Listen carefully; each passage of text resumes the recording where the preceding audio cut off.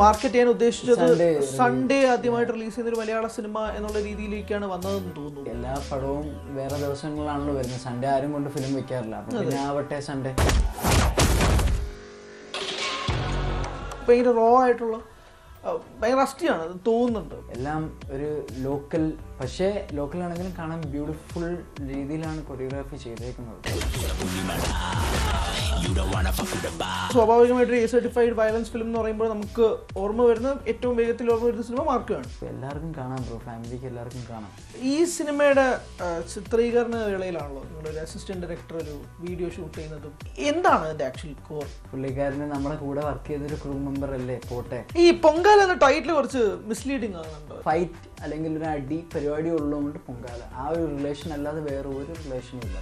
ആദ്യം ഒരു release date fix ചെയ്യുന്നു, പിന്നീട് മാറ്റപ്പെടുന്നു. അങ്ങനെ ഡിസംബർ 5-ാം തീയതി ശ്രീനാഥ് ഭാസി, ബാബുരാജ്, അലൻസിയർ എന്നിവർ പ്രധാന വേഷങ്ങളിൽ എത്തുന്ന പൊങ്കാല എന്ന സിനിമ റിലീസിനെത്തുമ്പോൾ എന്നോടൊപ്പം സിനിമയിൽ മറ്റൊരു പ്രധാന വേഷം ചെയ്ത സൂര്യ ചേരുകയാണ്. ഹായ് സൂര്യ. നമസ്കാരം. നമസ്കാരം.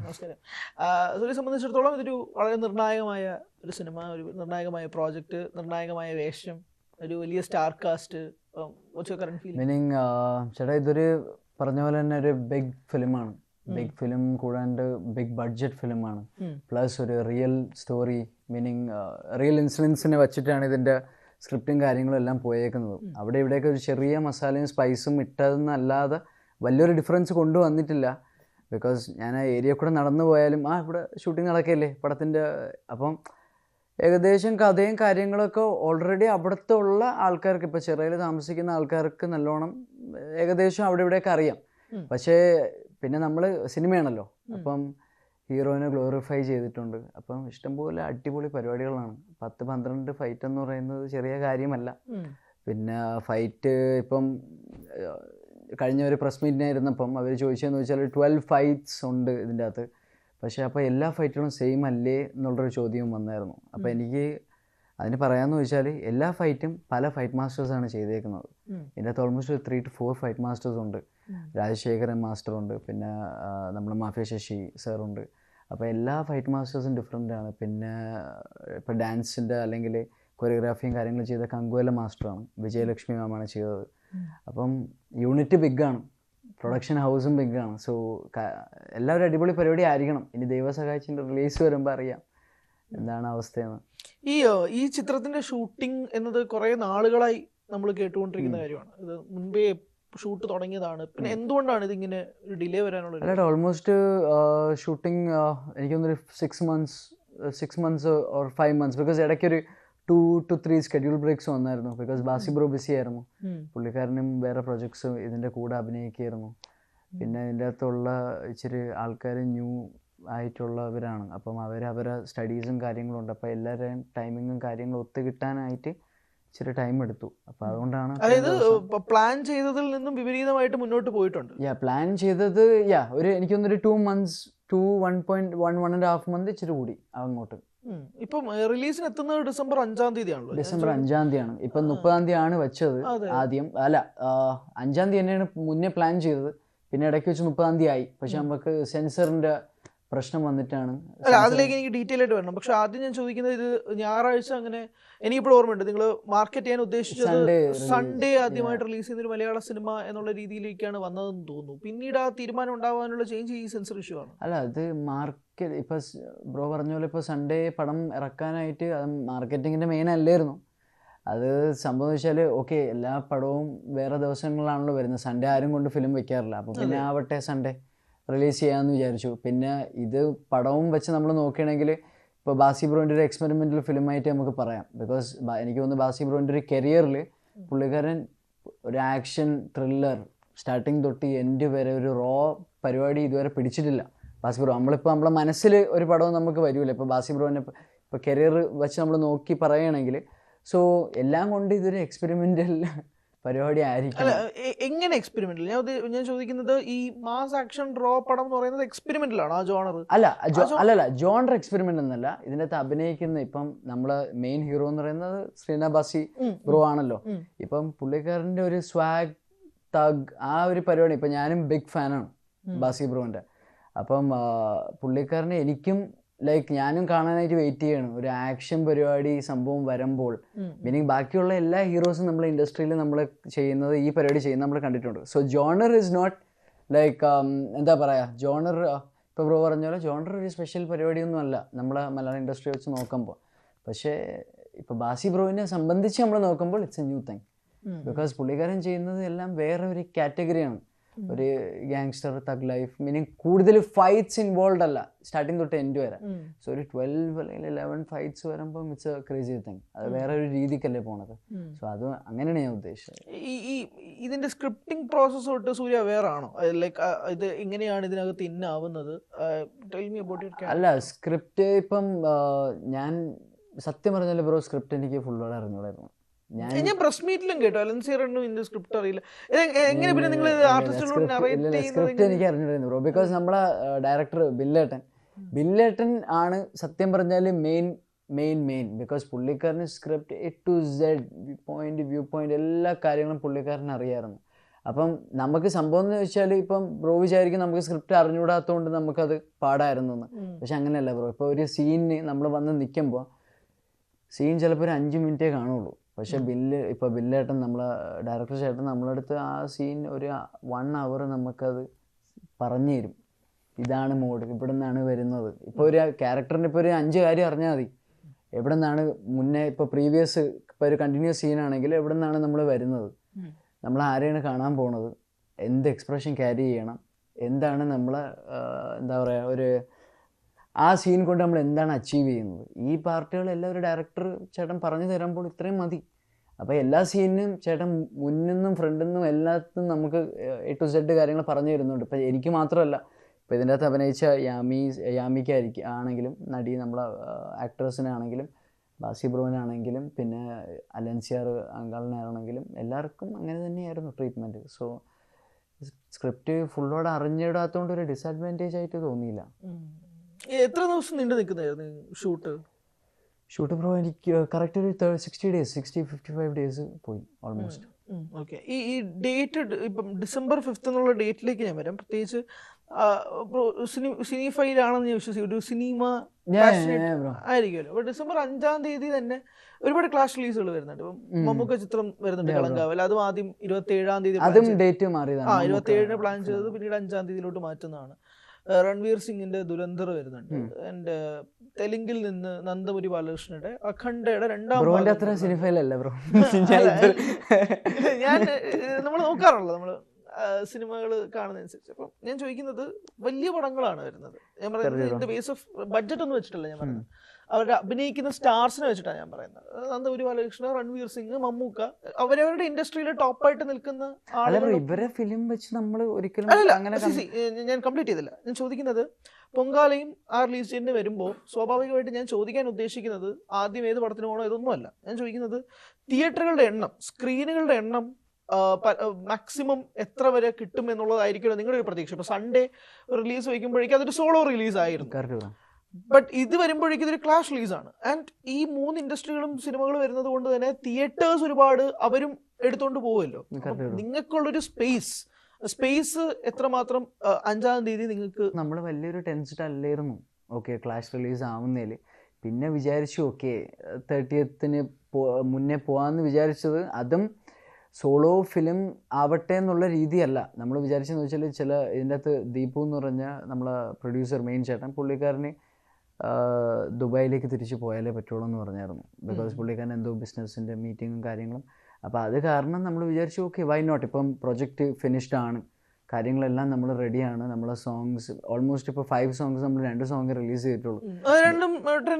അത് അടിപൊളിയായിട്ട് ദൈവം സഹായിച്ച് ഇങ്ങനെ പോകുന്നുണ്ട് ബ്രോ. ബിക്കോസ് ഒരു സോങ് ബാക്ക് ചെയ്തേക്കുന്നത് നമ്മൾ ഹന്നാൻ ചേട്ടനാണ്, കമ്പോസ് ചെയ്തേക്കുന്നത് ഫുള്ള് രഞ്ജിൻ രാജ് ചേട്ടനാണ്. So songs are amazing and ഓരോ സോങ്ങും വ്യത്യസ്തമാണ്. ബിക്കോസ് ഈ 5 songs ഇതാണ് ഇപ്പം നമ്മൾ ഈ 5 songs ഉണ്ട്, 13 5s ഉണ്ട്, ഇതൊരു ഫ്ലെക്സ് അല്ല. ബിക്കോസ് ഇത് എല്ലാം അങ്ങോട്ടും ഇങ്ങോട്ടും യൂണീക്ക് അല്ലെങ്കിൽ ഒരു വ്യത്യാസം ഉണ്ടാക്കുന്നില്ല. അപ്പം ഈ ചോദ്യം പ്രസ് മീറ്റിന് എനിക്ക് ആൻസർ ചെയ്യാൻ പറ്റില്ല ബ്രോ, ബിക്കോസ് ഇത് വേറൊരാളുടെ അടുത്താണ് ചോദിച്ചത്. ഈ ട്രെയിലറിനകത്ത് ഈ പറഞ്ഞതുപോലത്തുള്ള ഈ 11 ഫൈറ്റുകളുടെയും ചെറിയ ചെറിയ സ്നിപ്പറ്റ്സുകൾ നമുക്ക് കാണാം. 11 ഫൈറ്റ് ഉണ്ടോ എന്ന് എനിക്കറിയില്ല. പക്ഷെ ഭയങ്കര ഈ പറഞ്ഞ പോലെ തന്നെ ഈ ഭയങ്കര റോ ആയിട്ടുള്ള ഭയങ്കര റസ്റ്റിയാണ് തോന്നുന്നുണ്ട്. ഭയങ്കര ഈ നമുക്ക് ഈ ബ്ലഡ് ഷെഡ്സ് ഉൾപ്പെടെയുള്ള കാണുന്നത് വരുമ്പോഴാണ് ഈ സെൻസർ പരിപാടിയിലേക്ക് ഓട്ടോമാറ്റിക്കലി വരുന്നത്. വെസ്റ്റേൺ ഫിലിം അല്ലല്ലോ ബ്രോ, സോ വെസ്റ്റേൺ ഫൈറ്റ്സും അല്ല, എല്ലാം ഒരു ലോക്കൽ, പക്ഷേ ലോക്കലാണെങ്കിലും കാണാൻ ബ്യൂട്ടിഫുൾ രീതിയിലാണ് കൊറിയോഗ്രാഫി ചെയ്തേക്കുന്നത്. നമുക്കൊരു അയ്യപ്പനും കോശിയും ആ റേഞ്ചൊക്കെ നമുക്ക് ചില ഫൈറ്റ്സുകൾ കാണാൻ പറ്റും. ഈഗോ ക്ലാഷ് ആണ്. ഈഗോ ക്ലാഷ് ഉണ്ട്. ഈഗോ ക്ലാഷ് ആണ് മെയിൻ. മീനിങ് അതിൻ്റെ ഫിലിമിൻ്റെ പോസ്റ്ററിൽ തന്നെയുണ്ട് നെറ്റ്സ് ഓഫ് ബിട്രയൽ. മീനിങ് കൂടെ നിൽക്കുന്ന ആൾക്കാരും പിന്നെ വെളിയിൽ നിന്നുള്ള ആൾക്കാരും. അപ്പം അങ്ങനെയൊക്കെ ഈഗോ ഇഷ്യൂസും കാര്യങ്ങളും വരുന്ന ഒരു വയലൻസ് ഫിലിമായിട്ട് നമുക്ക് പറയാൻ പറ്റും. അല്ല, അപ്പൊ ഞാൻ ചോദിക്കുന്നത് സ്വാഭാവികമായിട്ട് എ സർട്ടിഫൈഡ് വയലൻസ് ഫിലിം എന്ന് പറയുമ്പോൾ നമുക്ക് ഓർമ്മ വരുന്ന ഏറ്റവും വേഗത്തിൽ ഓർമ്മ വരുന്ന സിനിമ മാർക്കാണ്. അത്രയും വയലൻസ് അല്ല പടം. ഇല്ല, അത്രയും വയലൻസ് ഇല്ല. ഓക്കെ, അപ്പൊ നിങ്ങൾ ക്വസ്റ്റ്യൻ ചെയ്തിരുന്നോ സെൻസർ ബോർഡിനോട്? ലൈക്ക് അവര് ആ നിർദ്ദേശം പറഞ്ഞപ്പോഴേക്കും വൈ ദിസ്? അല്ല ബ്രോ, ആസ് എൻ ആർട്ടിസ്റ്റ് ഞാൻ അതിൻ്റെ അകത്ത് ഇൻവോൾവ് അല്ല. സോ അല്ല, ഞാൻ ചോദിക്കുന്നത് നിങ്ങൾ ടീമിൽ ഉണ്ടാവുന്ന ഒരു ഡിസ്കഷൻ ഉണ്ടാവും. ബിക്കോസ് അതാണ് ഞാൻ പറഞ്ഞത്, അവർക്ക് റിമൂവ് ചെയ്യേണ്ട പാർട്സ് പിന്നെ നമ്മളെ ഡയറക്ടോറിയൽ ടീം അവർക്ക് അത് മീനിങ് താല്പര്യമില്ലായിരുന്നു. 8 സീനുകൾ അല്ലേ, 8 കട്ടുകളാണ് ഓൾമോസ്റ്റ് 7 to 8 പാർട്സ് ഇല്ല എന്ന് പറഞ്ഞ് മുന്നോട്ട് പോവുകയാണ്. അപ്പൊ ഈ സർട്ടിഫിക്കറ്റ് ഞാൻ ചോദിക്കുന്നത്, ഇപ്പം മാർക്കോ ഫോർ എക്സാമ്പിൾ എ സർട്ടിഫൈഡോ അല്ലെങ്കിൽ DSC ഉൾപ്പെടെയുള്ള സിനിമകളൊക്കെ എ സർട്ടിഫൈഡ് ആയിട്ടും വലിയ കളക്ഷനാണ് നേടുന്നത്. സോ ബട്ട് എന്നാലും I am asking this question, ഈ എ സർട്ടിഫൈഡ് ആയതുകൊണ്ട് ഈ ഫാമിലി ഓഡിയൻസ് തിയേറ്ററുകളിൽ വരാനൊരു ഒരു പ്രാമുഖ്യം ഉണ്ടാവില്ല എന്നൊരു സംഭവം ഉണ്ടോ? ഐ മീൻ നിങ്ങളുടെ ഇടയിൽ അങ്ങനെ ഒരു ഡിസ്കഷൻ ഉണ്ടോ? ഇല്ല ബ്രോ, സംഭവം എന്ന് വെച്ചാൽ അതാണ് ഞാൻ പറഞ്ഞത് ബ്രോ, അത്രയും ഒരു വയലൻസ് ഒന്നും നമുക്ക് പറയാൻ പറ്റൂല. മീനിങ് ലൈക്ക് ഇപ്പോൾ മാർക്കോ പോലെ അല്ലെങ്കിൽ മാർക്കോ പോലത്തെ ഫിലിമുകളെ പോലെ നമുക്കൊരു അത്രയും റോ മീനിങ് കില്ലിങ് അങ്ങനത്തെ ഒരു സീൻ, ബിക്കോസ് വെസ്റ്റേണിലെ അങ്ങനത്തെ ഒരു പരിപാടി നടക്കുള്ളൂ, ഈ ഗൺസും കാര്യങ്ങളും. ഇപ്പം ഇതെന്ന് പറയുന്നത് ചെറായി എന്ന് പറയുന്നൊരു ചെറിയൊരു ഗ്രാമമാണ്, ചെറിയതല്ല ഒരു പോർട്ടാണ്. സോ അവിടെ നടക്കുന്ന ഇത് പിന്നെ ഇതൊരു റിയൽ ഇൻസിഡൻറ്റും കൂടെയാണ്. Meaning real story, meaning real characters, every one is real in the film. ഇതിനകത്ത് ആരും ലൈക്ക് എഴുതി ചേർത്ത് വെച്ചിട്ടില്ല. മീനിങ് ആരൊക്കെയുണ്ട് അവരെല്ലാവരും ഈ ഫിലിമിലുണ്ട്. അപ്പം ഇതിൻ്റെ അകത്ത് ഇപ്പം റിയൽ ആയിട്ടുള്ള ആൾക്കാർ ചിലവർ ജീവിച്ചു ഇരിപ്പില്ല. സോ അത് ഞാൻ ഇപ്പോൾ ഈയിടയ്ക്ക് അറിയുന്നത്. ഇപ്പോൾ പറഞ്ഞല്ലോ ബാസിക്ക് ഒരു ഡിഫറെൻറ്റ് ടൈപ്പ് ഓഫ്, അല്ലെങ്കിൽ ബാസിയുടെ ഒരു എക്സ്പെരിമെൻ്റൽ ആയിരിക്കും പൊങ്കാല എന്ന് പറയുന്നത്. What is Basi doing this film? എന്താണ്, വാട്ട് ഷുഡ് ബി എക്സ്പെക്ട്? ഇപ്പം ഞാനിപ്പം ബാസി ബ്രോ എന്ന് പറയുമ്പോൾ ബ്രോയിന് ഏത് ഫിലിമാണ് പുള്ളിക്കാരൻ്റെ ലൈക്ക് മനസ്സിൽ വരുന്നത്? കുറച്ചധികം ഉണ്ട്. ഭീഷ്മയുണ്ട്, ഹണീബി ഉണ്ട്. അപ്പോൾ ഈ ഹണീബി അല്ലെങ്കിൽ ഭീഷ്മത്തിൻ്റെ ഓപ്പോസിറ്റ് ഫിലിമാണ് ഈ ഫിലിം. മീനിങ് അതിൻ്റെ അകത്തൊന്നും കാണാത്ത പരിപാടിയാണ് ഇതിൻ്റെ അകത്ത്. അതാണ് ഞാൻ ബ്രോ എടുത്ത് പറയുന്നത്. നമ്മളിപ്പം ബാസി ബ്രോ എന്ന് പറയുമ്പം ഹണീബി അല്ലെങ്കിൽ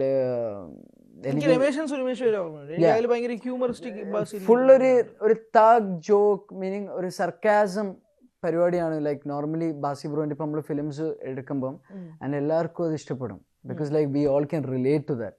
ഞാൻ ബാസി ബ്രോൻ്റെ അടുത്ത് പറഞ്ഞു, പുള്ളിക്കാരനെ എനിക്കൊന്ന് സെക്കൻഡ് ഡേ മീറ്റ് ചെയ്ത ഞാൻ പറഞ്ഞു, ബ്രോ ഞാൻ ബിവെയർ ഓഫ് ദി ഡോഗ്സ് എന്ന് പറഞ്ഞൊരു ഫിലിം എനിക്ക് അറിഞ്ഞൂടാ.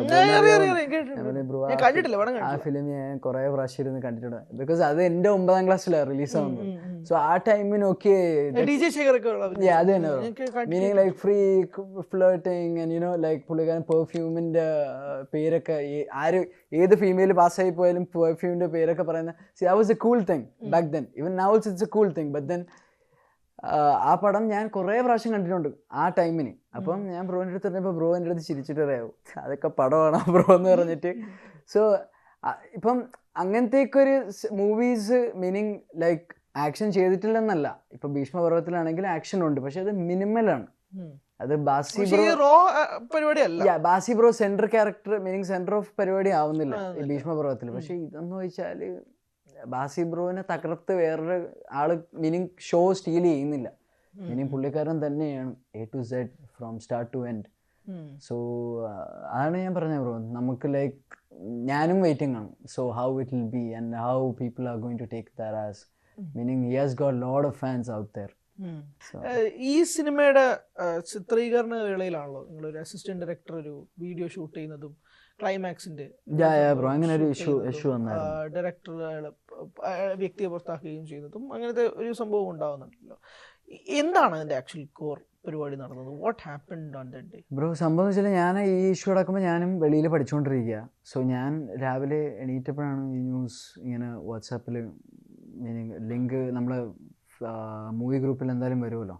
സോ വന്നപ്പോൾ ഞാനും ഈ പുള്ളിക്കാരൻ്റെ കൂടെ എനിക്കൊന്ന് ഓൾമോസ്റ്റ് 15 to 20 days ഞാനും പുള്ളിക്കാരനോട് വർക്ക് ചെയ്തിട്ടുണ്ട്. സോ എന്താണ് ഈ ബീഫിൻ്റെ ഇഷ്യൂ എന്ന് എനിക്കറിയില്ല. ബട്ട് എനിക്ക് തോന്നുന്നത് പെട്ടെന്ന് തന്നെ അത് സോൾവായി പോയി. പക്ഷേ ഡയറക്ടർ ഏട്ടൻ ഇച്ചിരി നാൾ അതിൻ്റെ ഒരു വിഷമത്തിലായിരുന്നു. ബിക്കോസ് അതിൻ്റെ ഒരു പരിപാടി ഞാൻ കേട്ടിട്ട് എനിക്ക് മനസ്സിലായെന്ന് ചോദിച്ചാൽ it was A issue. Because അതൊരു ലാസ്റ്റിൽ വന്ന ക്ലൈമാക്സിൻ്റെ ഒരു ഫൈറ്റ് സീനായിരുന്നു. സോ ആ ഒരു സീക്വൻസൊക്കെ അതിൻ്റെ എന്തോ ആവട്ടെ, ഇപ്പോൾ ഒരു 5 minute സീനാവട്ടെ അല്ലെങ്കിൽ ഒരു 10 minute സീനാവട്ടെ ബ്രോ, ഇപ്പോൾ ബ്രോ ഒരു ഹാർഡ് വർക്ക് ചെയ്തൊരു സാധനം വെച്ചിട്ട് അതൊന്നും ഒരു 30 second വെളിയിൽ ഔട്ട് പോയാലും ബ്രോയിന് അതിൻ്റെ ഒരു വിഷമം തോന്നും. ബിക്കോസ് ഒരു സീക്വൻസ് അല്ലെങ്കിൽ ഒരു സീൻ പിടിക്കാന്ന് ചോദിച്ചാൽ ഭയങ്കര പാടുപെട്ട പരിപാടിയാണ് ബ്രോ. അല്ല, അപ്പോൾ അതിനുശേഷം ആ വ്യക്തിയെ നിങ്ങൾ സെറ്റ് ചെയ്ത് മാറ്റി? അത് അല്ല, അത് ഈ ഇഷ്യൂ വരുന്നത് ഓൾറെഡി ഫിലിം ഫുള്ള് കഴിഞ്ഞിട്ടാണ്. സോ അത് ഓൾറെഡി അവർ സംസാരിച്ച് ഡീലായി എന്നുള്ള രീതിയിലാണ് പിന്നെ ഇതായി പോയത്. കേസുമായിട്ട് മുന്നോട്ട് പോകുമെന്നൊക്കെയാണല്ലോ. പിന്നെ നമ്മളെ ഡയറക്ടർ എന്ന് ചോദിച്ചാൽ ബ്രോ ഈ ആദ്യം കാണുന്ന ഒരു ദേഷ്യമുള്ളൂ. പുള്ളിക്കാരനും എൻഡ് ഓഫ് ദ ഡേ പുള്ളിക്കാരന് നമ്മളെ കൂടെ വർക്ക് ചെയ്തൊരു ക്രൂ മെമ്പർ അല്ലേ, പോട്ടെ വിചാരിച്ചിട്ട് എന്തിനാണ് നമ്മളെ ഒരു ഫിലിം ഏകദേശം കുറച്ചധികം പൈസയുടെ ലോസ് ഉണ്ടായെന്ന് ഉൾപ്പെടെ. ബിക്കോസ് ആ ഒരു സീൻ ഇപ്പൊ ബ്രോ ഫിലിം കാണുമ്പോൾ മനസ്സിലാവും. ആ ഒരു സീന് ട്രെയിലറിലുണ്ടെന്ന് തോന്നുന്നു, അതിന്റെ ഗ്ലിംസ് ഒരു ബോട്ട് കത്തുന്നു. അപ്പൊ അതിനെ സംബന്ധിച്ചുള്ളൊരു സീനാണ് ബ്രോ. ഇപ്പൊ ബാസി മാത്രമല്ല, ഇപ്പൊ ബാബുരാജ്, വലിയ താരനിരയുണ്ടല്ലോ. ഇവരോട് എനിക്ക് കോമ്പിനേഷൻ ഇല്ല. ബാബുരാജ് അങ്കിളോട് എനിക്ക് എന്തോ എൻ്റെ ഭാഗ്യക്കേട് കാരണം എനിക്ക് കോമ്പിനേഷൻസ് ഇല്ല. ബാബുരാജ് ചേട്ടൻ്റെ കൂടെ എനിക്കില്ല. ബ്രോ സത്യം പറഞ്ഞാൽ ഞാൻ ഫിലിം കണ്ടിട്ടില്ല. ഇല്ല, ഞാൻ ഇല്ല ഞാൻ മീനിങ് ഫിലിം ഫുള്ള് ഫിലിം ഒഴിനീളെ ഞാൻ കണ്ടിട്ടില്ല. ഞാൻ വിചാരിച്ചു കളർ റീഡിങ്ങും കറക്റ്റ് ബീജിയമും സൗണ്ട് സ്കോറും കാര്യങ്ങളെല്ലാം വന്നിട്ട് സ്വസ്ഥതയായിട്ട് എല്ലാവരോടും ഇരുന്ന് കാണാനായിട്ടുള്ള പ്ലാനിലാണ്. അതുകൊണ്ട് അവരുടെ പെർഫോമൻസ് പിന്നെ പറയേണ്ട ആവശ്യമില്ല ബ്രോ. ബാബുരാജ് അങ്കിളൊക്കെ എന്താ വെച്ചാല് നമ്മളൊക്കെ നഴ്സറി പഠിക്കുന്ന സമയത്ത് എനിക്കൊന്ന് ഞാൻ ജനിക്കുന്നതിന് മുന്നേ തൊട്ട് അഭിനയിക്കാൻ തുടങ്ങിയ ആൾക്കാരാണ്. സോ അവരുടെ പെർഫോമൻസിനെ പറ്റി നോ ക്വസ്റ്റ്യൻ ബ്രോ. പെർഫോമൻസിനെ പറ്റി ക്വസ്റ്റ്യൻ ചെയ്യേണ്ട ബ്രോ. പെർഫോമൻസ് ക്വസ്റ്റ്യൻ അല്ല സൂര്യ, ഞാൻ ചോദിക്കുന്നത് ഈ ക്യാരക്ടറുമായിട്ട് നമുക്ക് ഇഴുകിച്ചേരാൻ പറയുന്ന പരിപാടി ഉണ്ടല്ലോ. നോട്ട് അവരുടെ പെർഫോമൻസിന് ക്വസ്റ്റ്യൻ ചെയ്യുന്നത്. ഞാൻ ചോദിക്കുന്നത് ഈ ക്യാരക്ടറിന് അവർ അങ്ങനെ രീതിയിൽ കാണുമ്പോൾ എങ്ങനെ ഉണ്ടായിരുന്നു ആസ് എ കോ ആർട്ടിസ്റ്റ് എന്നുള്ള രീതിയിൽ അറിയാനാണ് ബ്രോ. ക്യാരക്ടർ എന്ന് പറയുമ്പോൾ ഇതൊരു മെയിൻലി ഒരു ഫൈറ്റ് അല്ലെങ്കിൽ ഒരു അടിപ്പരിപാടി ആയതുകൊണ്ട് ബാബുരാജ് ചേട്ടനാവട്ടെ പിന്നെ കിച്ചു ടെലോസ് ചേട്ടൻ നമ്മൾ അങ്കമാലി ഡയറീസ്, അവർക്ക് എല്ലാവർക്കും ആപ്റ്റായ ക്യാരക്ടേഴ്സാണ് അവർക്ക് കൊടുത്തേക്കുന്നത്. മീനിങ് ഒരു ചെറായി എന്ന് പറയുന്നൊരു ലൊക്കേഷൻ, അവിടെ ഉള്ള ഇഷ്യൂസ്, ലോക്കൽ ഫൈറ്റ്സ് ആൻഡ് അങ്ങനത്തെ ഒരു സ്കീമാണ്. സോ അവർക്ക് എല്ലാവർക്കും സൂട്ടപ്പ് ആവുന്ന ക്യാരക്ടേഴ്സ് തന്നെയാണ് കൊടുത്തേക്കുന്നത്. ആരും ഇവിടെ ഒരു ക്യാരക്ടർ സൂട്ടാവാതെ ഒരാളെ കൊണ്ട് പ്ലേസ് ചെയ്തിട്ടില്ല. ഈ പൊങ്കാല എന്ന ടൈറ്റിൽ കുറച്ച് മിസ്ലീഡിങ് ആകുന്നുണ്ടോ? ഞാൻ ചെയ്യുന്നത് അടിപ്പടം പേര് പൊങ്കാല എന്ന് വെച്ചാല് ഇപ്പൊ സാധാരണ ഓഡിയൻസിലേക്ക് പോകുമ്പോൾ പോലും ഇത് കണക്ട് ചെയ്യുന്നത് ഭക്തിയായിട്ടാണല്ലോ. ഈ പൊങ്കാലയും അത് ഈ ഫൈറ്റ് പരിപാടിയിലേക്ക് വരുമ്പോൾ ഈ ടൈറ്റില് സൂട്ടബിൾ ആണെന്നുള്ളതാണോ? ഈ പടത്തിൽ അഭിനയിക്കുന്ന ആൾക്കാരും അല്ലെങ്കിൽ ഈ പടം എടുത്ത ആൾക്കാരും ഇപ്പൊ നമ്മുടെ ഡയറക്ടർ ആണെങ്കിലും എല്ലാവരും ഭക്തിമാർഗമുള്ള ആൾക്കാരാണ്. 24/7 അവരൊന്നെങ്കിൽ ഇപ്പൊ ബിൻലേട്ടനെ ഇപ്പൊ ഞാൻ നേരത്തെ പറഞ്ഞ പോലെ വിളിച്ചാല് ഒന്നുകിൽ സ്റ്റുഡിയോ അല്ലെങ്കിൽ ചർച്ച എന്ന് പറയും. സോ എല്ലാവരും ഇപ്പം ഞാനാണെങ്കിലും അല്ലെങ്കിൽ പ്രൊഡക്ഷനിലെ ആൾക്കാരാണെങ്കിലും എല്ലാവരും ഒരു കുറി തൊട്ടിട്ട് ഫസ്റ്റ് ഷോട്ട് വയ്ക്കുള്ളൂ. സോ പിന്നെ പേരിൻ്റെ കാര്യം പൊങ്കാല എന്ന് പറഞ്ഞത് അത് സംഭവം എന്ന് വെച്ചാൽ ബ്രോ 200th നമ്മളെ ആറ്റുകാൽ പൊങ്കാല അതിൻ്റെ ഒരു റിലേഷൻ മീനിങ് ഒരു പേര് കൊണ്ടുവരട്ടെ എന്നുള്ളൊരു പ്ലാനിങ്ങിൽ ആറ്റുകാൽ പൊങ്കാല ഈ കാര്യത്തിൻ്റെയൊക്കെ ഡിസ്കഷൻ നടക്കുന്നുണ്ടായിരുന്നു. അപ്പം അങ്ങനെ ഒരു പൊങ്കാല എന്ന് പറഞ്ഞിട്ട് ഓക്കെ പൊങ്കാല തന്നെ കിടക്കട്ടെ.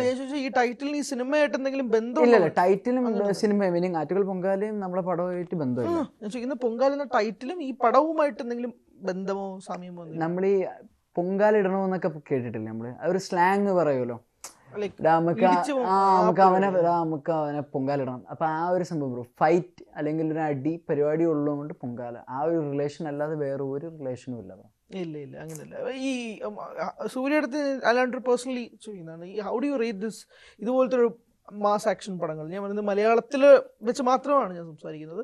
ഇപ്പം പറയാനാണെങ്കിൽ ഒരുപാട് പടങ്ങൾ വളരെ റോ ആയിട്ടുള്ള സിനിമകൾ തൊട്ട് വളരെ സ്റ്റൈലിഷ് ആയിട്ടുള്ള ആക്ഷൻ പടങ്ങൾ മലയാളത്തിലുണ്ട്. ഈ പൊങ്കാല നമുക്ക് ഏതിൽ വെക്കണം? വളരെ റോ ആയിട്ട് വെക്കണോ, സ്റ്റൈലിഷ് വെക്കണോ, എന്നെ നടുവിൽ വെക്കണം? ബ്രോ നമുക്ക് പൊങ്കാലെ എനിക്ക് തോന്നുന്നു ബ്രോ ലൈക്ക് ഒരു സെൻട്രലിൽ തന്നെ നമുക്ക് പ്ലേസ് ചെയ്യാം ബ്രോ. ബിക്കോസ് കൂടുതൽ റോ ആക്കി കൂടുതൽ ഒരു ഓവർബോർഡ് പരിപാടിയും ചെയ്തിട്ടില്ല. ബിക്കോസ് ഭയങ്കര ആക്ഷൻ അവിടെ ഇവിടെ നമ്മൾ മറ്റേ ഈ വെറുതെ പോണതും വരുന്നതും അടി അങ്ങനത്തെ ഒരു പരിപാടിയല്ല. മീനിങ് കറക്റ്റ് പ്ലേസ്മെൻറ്റ് കൊടുത്തിട്ടുണ്ട് ഓരോ സീനിനും, അല്ലെങ്കിൽ ഓരോ സീക്വൻസിന് അതിൻ്റെതായ ഒരു പ്ലേസ്മെൻറ്റ് കൊടുത്തിട്ടുണ്ട്. പിന്നെ അതൊരു സിനിമാറ്റിക് സ്റ്റൈലിനുമാണ് എടുത്തേക്കുന്നത്. പക്ഷെ ഒരു വെസ്റ്റേൺ പരിപാടി ഇൻവോൾവ് അല്ല. മീനിങ് ആ ഒരു ലൊക്കേഷൻ സംബന്ധിച്ച് ആ ക്യാരക്ടറിന് വേണ്ട രീതി അല്ലെങ്കിൽ ആ എൻവയറമെൻറ്റ് അർഹതിക്കുന്ന രീതിയിലാണ് സീൻസ് എല്ലാം കൊടുത്തേക്കുന്നത്. ഇപ്പൊ കുറച്ചധികം നാളുകളായിട്ട് ഇപ്പം ഇങ്ങനൊരു ക്ലാഷ് റിലീസുകൾ പരിപാടികളൊക്കെ ഉണ്ടല്ലോ. സോ വീണ്ടും ആ ഒരു December 5th എന്ന സ്ലോട്ടിലേക്ക് നിങ്ങൾ കൺഫേം ചെയ്യുമ്പോഴേക്കും ഓബ്വിയസ്ലി നിങ്ങൾ നിങ്ങളുടെ പ്രോഡക്റ്റിൽ കോൺഫിഡൻ്റ് ആണ്. അതിനെക്കുറിച്ചല്ല എൻ്റെ തർക്കം. ഓഡിയൻസ് വൈ ചൂസ് ചെയ്യുക എന്ന് പറയുന്നൊരു ചോദ്യം ഉണ്ടല്ലോ, അത് നിലനിൽക്കുന്നുണ്ടല്ലോ. പിന്നെ നിങ്ങൾക്ക് എത്ര നാൾ തിയേറ്ററിൽ ഹോൾഡ് ചെയ്യുക, റൺ ചെയ്യുക, അങ്ങനത്തെ പരിപാടികളുണ്ടല്ലോ. ഇപ്പോൾ ഫോർ എക്സാമ്പിൾ ഇത്രയധികം പഴങ്ങൾ വരുമ്പോൾ ഏതെങ്കിലും ഒന്നിന് മികച്ചത് കിട്ടുകയാണെങ്കിൽ അത് വീണ്ടും എക്സ്ട്രാ ഷോസും ബാക്കിയുള്ള സിനിമകളുമായിട്ട് മുന്നോട്ട് പോകാം. അത് പൊങ്കാലായാലും മികച്ച അഭിപ്രായം തന്നെയാണെങ്കിൽ അതിന് എക്സ്ട്രാ ഷോസും അതുമായിട്ട് മുന്നോട്ട്. അല്ല ബ്രോ, ഇപ്പൊ സംഭവം എന്ന് വെച്ചാൽ പണ്ടായിരുന്നു എനിക്ക് തോന്നുന്നു ലൈക്ക് ഒരു ആക്ടേഴ്സ് അല്ലെങ്കിൽ ആക്ടേഴ്സിനെ വച്ചിട്ട് ഫിലിംസിന് പോണത്. മീനിങ് ലൈക്ക് ഓക്കെ ഇത് പുള്ളിക്കാരൻ്റെ പടമാണ് അങ്ങനെയാണ് എന്ന് പറഞ്ഞിട്ട് നമ്മളൊരു ഫിലിം പോയി കാണുന്നത്, ഇപ്പോൾ ഒരു ഓഡിയൻസ് വ്യൂ ഓഫ് പോയിന്റിൽ. പക്ഷെ ഇപ്പം നമ്മളെ ഒരു ജനറേഷൻ ഇപ്പം ഈ ഇടയ്ക്കിറങ്ങിയ എക്കോ എന്ന് പറഞ്ഞൊരു ഫിലിം, സോ അതും ന്യൂ ആക്ടറാണ് പുള്ളിക്കാരൻ. സോ പക്ഷേ പടം കൊള്ളാവുന്നതുകൊണ്ട് it's getting it's name now everywhere. So just the same way now ഇപ്പം നമ്മളെ ഫിലിം വെച്ച് നോക്കുകയാണെങ്കിൽ ദ ഡയറക്ടേഴ്സ്, എനിക്ക് ചേട്ടൻ്റെ രണ്ടാമത്തെ ഫിലിമാണ്. ഫസ്റ്റ് ഫിലിം വന്നിട്ട് മാമൻ എന്ന് പറഞ്ഞൊരു പടമായിരുന്നു. അപ്പം പുള്ളിക്കാരൻ വേറൊരു പരിപാടിയാണ് ചെയ്തേക്കുന്നത്. ബിക്കോസ് ഇതൊരു വൺ ഡേ പരിപാടിയല്ല, അല്ലെങ്കിൽ ഒരു ബ്ലിങ്കിൽ പുള്ളിക്കാരൻ എഴുതിയൊരു സ്ക്രിപ്റ്റ് അല്ല. എനിക്ക് തോന്നുന്നത് ഞാൻ ബിൽനേട്ടൻ്റെ കൂടെ ഇതിനെപ്പറ്റി സംസാരിച്ചപ്പോൾ എനിക്ക് മനസ്സിലായെന്ന് വെച്ചാൽ ബിൽനേട്ടൻ ഒരു മുറിയിൽ തന്നെ 1 വർഷം ഇരുന്നിട്ട് എഴുതിയ ഒരു കഥയാണത്. അതും പുള്ളിക്കാരൻ്റെ കസിൻ്റെ ഒരു ഹൗസിൽ. അപ്പം അത്രയും പുള്ളിക്കാരൻ ഓരോ അതന്നെ ബ്രോ അതന്നെ. അപ്പൊ ഞാൻ പറയുന്നത് വെച്ചാൽ അപ്പൊ ഇത് റിലീസ് ആയതിനു ശേഷം ഒരു ഫസ്റ്റ് ഡേ കഴിയുമ്പോൾ തന്നെ എനിക്ക് തോന്നുന്നു ലൈക്ക് ഇത് കയറി പോകേണ്ട ഒരു ഫിലിം ആണെങ്കിൽ കയറി പോകണം ബ്രോ. റിലീസ് ഡേറ്റ് എന്ന് പറയുന്നത് ജസ്റ്റ് വൺ ഫാക്ടർ ബ്രോ. ഇപ്പം ഒരു ഫിലിം അല്ലെങ്കിൽ കാരണം ഞാൻ പല നിർമ്മാതാക്കളും സംവിധായകരും പറയുന്നിട്ടുണ്ട് ഇറങ്ങിയ ദിവസം ശരിയായില്ല എന്ന് പറഞ്ഞ്. Obviously you also have heard that. ഇറങ്ങിയ സമയം ശരിയായിരുന്നില്ല, ഇറങ്ങിയ ദിവസം ശരിയായിരുന്നില്ല എന്ന് പറയുന്നൊരു ഫാക്ടർ ഉണ്ട്. അപ്പോൾ റിലീസ് ഡേറ്റ് എന്ന് പറയുന്നത് ഭയങ്കര ഇമ്പോർട്ടൻ്റ് ആയിട്ടൊരു കാര്യമായിട്ട് പല എക്സ്പീരിയൻസ് ആയിട്ടുള്ള ഡയറക്ടേഴ്സും പറയുന്നത് കേട്ടുകൊണ്ടാണ് ഞാൻ ഈ ചോദ്യം ചോദിക്കുന്നത്. പക്ഷേ ബ്രോ അത് നമ്മൾ ഇപ്പം 30th ബ്രോ പറഞ്ഞാൽ നമ്മൾ പ്ലാൻ ചെയ്തത്. ബട്ട് എനിക്ക് തോന്നുന്നു ദൈവത്തിനും നമ്മൾ 5ാം തീയതി തന്നെ ഇത് ഇറക്കണമെന്നുള്ള ഇത് കാരണമാണ് വീണ്ടും it got pushed to the 5th date. Then again നമ്മൾ അതിനെ വീണ്ടും റിവേഴ്സായിട്ട് we can not end of the day we can not fight the rules and regulations and you know do things. And second thing എന്ന് വെച്ചാൽ നമ്മളിപ്പം ഒരു some sequence അതിൻ്റെ അകത്ത് നിന്ന് കട്ട് ചെയ്യണം എന്ന് പറഞ്ഞാലും നമ്മളത് കട്ട് ചെയ്യാനും ഇനി അത് സ്മൂത്താക്കി എടുക്കാനും ഇച്ചിരി ഡേയ്സ് എടുക്കും.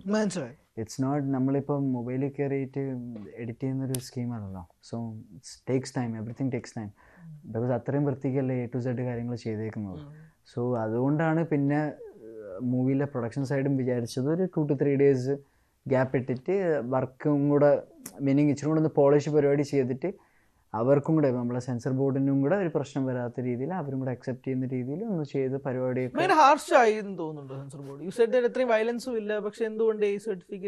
അത് bro no reason. May be the luck is against us because 30th film release ആയിരുന്നെങ്കിൽ it would be a better thing because there is no other clash release. Same like എക്കോനിപ്പം വന്ന ഒരു കണ്ടീഷൻ പോലെ ആയാണ് because even that film is also not having a clash with them.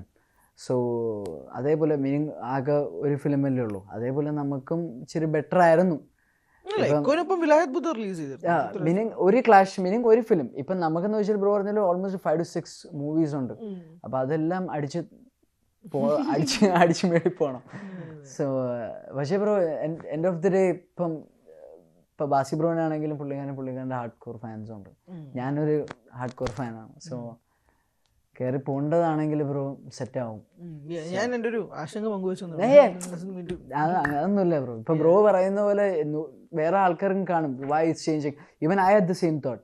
ഞാനും വിചാരിച്ചു എന്തുകൊണ്ടാണ് ഇത് 30 5 ബിക്കോസ് നമ്മൾ പോസ്റ്റർ ഇടുമ്പോഴും അതെ, കാരണം അത് ഭയങ്കര എനിക്ക് തോന്നുന്നു മാർക്കറ്റ് ചെയ്തപ്പോഴും ഭയങ്കര രസമായിട്ട് മാർക്കറ്റ് ചെയ്ത്. നിങ്ങൾ ഫോഴ്സ്ഫുള്ളി മാർക്കറ്റ് ചെയ്തതല്ല ഞാൻ പറയുന്നത്. പക്ഷെ മലയാള സിനിമയിൽ ആദ്യമായി ഞായറാഴ്ച ഇറങ്ങുന്ന ഒരു സിനിമ എന്ന് പറയുമ്പോഴേക്കും അത് കുറച്ചുകൂടെ മനസ്സിലായി ബ്രോ. ആളുകൾക്കിടയിൽ. അല്ല ബാസി ബ്രോ എന്നെ ഒരു പ്രസ് മീറ്റിന്റെ തമാശ പറഞ്ഞായിരുന്നു. ഡയറക്ടറിന് ചോദിച്ചു, ഒരു വിളിയുന്ന interviewer, Sunday the movie is releasing, it's a new thing because വേറെ ഒരു പടം അങ്ങനെ സൺഡേ റിലീസ് ആവാറില്ല. അപ്പോൾ ബാസി ബ്രോ മൈക്ക് എടുത്തിട്ട് പറഞ്ഞെന്ന് വെച്ചാൽ വേറെ ഒരു പടം ഇറങ്ങുന്നില്ല, അതുകൊണ്ടാണ് ഇത് ഇറക്കി വിടുന്നത്. സോ എല്ലാവർക്കും പല ഒരു വ്യൂ ഓഫ് പോയിന്റ് അല്ലേ ബ്രോ. സോ പക്ഷേ സൺഡേ ഇറങ്ങിയിരുന്നെങ്കിൽ it would be better, but it's okay bro. May be വേറെ എന്തെങ്കിലും വലുത് കൺവെൻഷണൽ സ്റ്റൈലിൽ തന്നെ ഒരു വെള്ളിയാഴ്ച അല്ലെങ്കിൽ വ്യാഴാഴ്ച പിടിക്കാമെന്നുള്ള രീതിയിൽ തന്നെയാണ് പോകുന്നത്. സോ December 5 പൊങ്കാല തിയേറ്ററുകളിലേക്ക് എത്തുകയാണ്. ശ്രീനാഥ് ബാസി പ്രധാന വേഷത്തിലെത്തുന്ന ചിത്രമാണത്. സോ എന്നോടൊപ്പം സൂര്യയാണ് എത്തുന്നതിൽ സംസാരിച്ചത്. Surya, thank you so much for your time and regards for your team as well. അടിപൊളിയാവട്ടെ. 5 നിങ്ങളുടെ ദിവസമായിട്ട് മാറട്ടെ എന്ന് ആത്മാർത്ഥമായിട്ട് ആഗ്രഹിക്കുന്നു. Thank you Surya, thank you so much.